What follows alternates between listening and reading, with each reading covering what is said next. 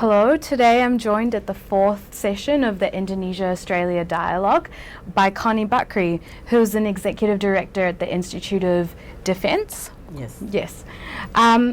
So Connie, you've previously spoken about Indonesia as balancing maritime and air capabilities. And you've talked about this in particular with relation to balancing in the Indian Ocean with China and balancing in the Pacific with Australia. So what would this entail? What does this mean? It's been that like our President Jokowi, he has a vision of the Maritime Fuku. But the word Maritime Fulcrum means automatically is going to cover the air and space fulcrum as well. And Indonesia is really studied, especially me, on how the Chinese going to build the capability. On 2030 they are going to finish their green water navy, which is perhaps will reach already Java Islands, and on 2050 they are going to finish their blue water navy into the Indian Oceans. At the same time, of course, China built this with Russia. So my question is, who's going to be build the capability of Indonesia if we don't have the closest neighbor that we can talk? Well, perhaps we can do with the Indians, but the Indians really stated that they are going into Malacca with their navy capabilities. They are now number 5 most powerful navy in the world because they are constant to Malacca. Of course, from Indonesia perspective, that's kind of dangerous because somebody is going to enter Malacca. So I saw that Australia is perhaps a good friend because you're not okay. You are representing United States interest, but of course you are our neighbors. And therefore, I think it's the safest way to do it because of related to our defense, our diplomacy. Then it's the safest way if we are doing it with Australia. That for one's perspective from the strategy side. The second thing, you know that our capability and posture in the eastern side is very weak. So if we build the cooperations, I don't call it like a security cooperation, we can just find a name to it, but we do it with Australia together of covering these zones. Of course, then we are going to encounter the problem of Philippines, the Moros and everything. The things that really scares me is about the ISIS. The ISIS growth from that part is very dangerous. So if our capability of the Navy and the air and space is kind of low, then we need friends, and of course in that part who's going to be our friend? Of course it's Australia. And therefore that is my point this morning.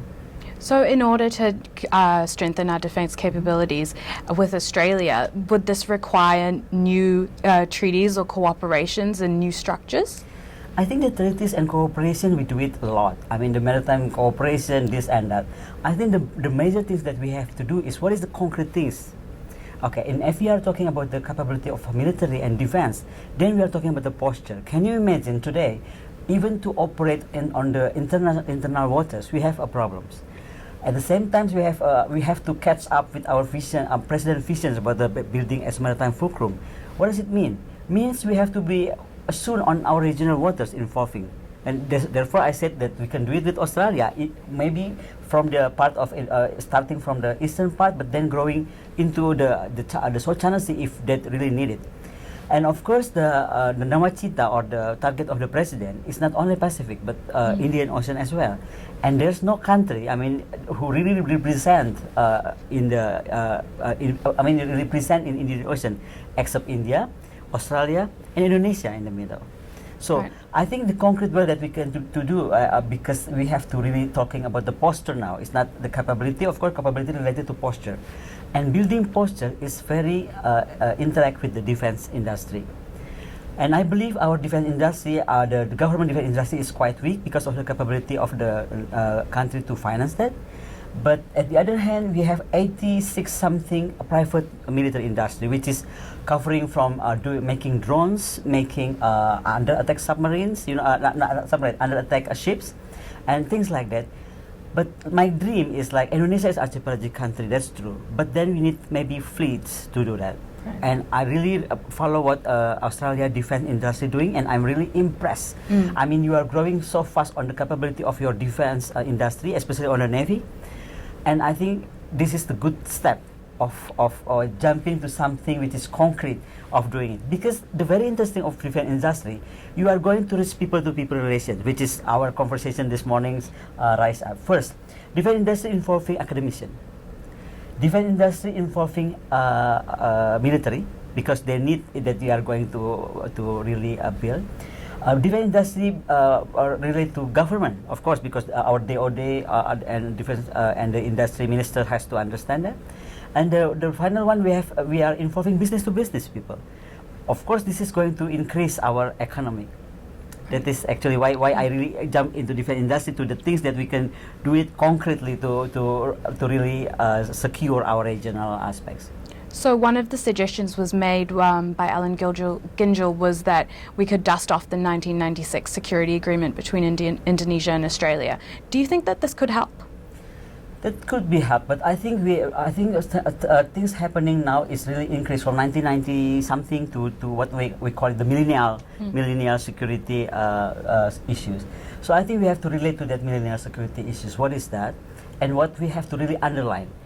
For example, from our intelligence factor, it's not okay. Put aside the military things. How about the intelligence factor? We have to really understand and really praise Australia of what they did in Pine Gaps, for example, what you did with United States, and how is this cooperation or maybe this shared information will help Indonesia to secure our regional issue, our national issue, if perhaps it's going to affect Australia, because to really conquer this alone with the very limited defense budget is very hard. We need friends. That's what I keep saying to our Minister of Foreign Affairs and Minister of Defense.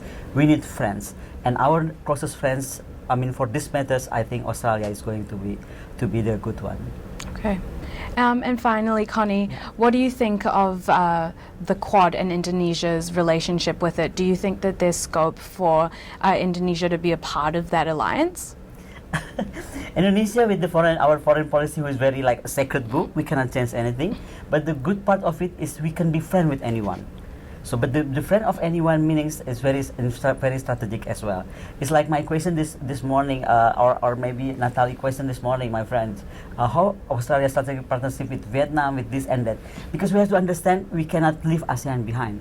Or therefore, this is going to really involve ASEAN. It's not only our B2B relations, but how our ASEAN countries will react to it.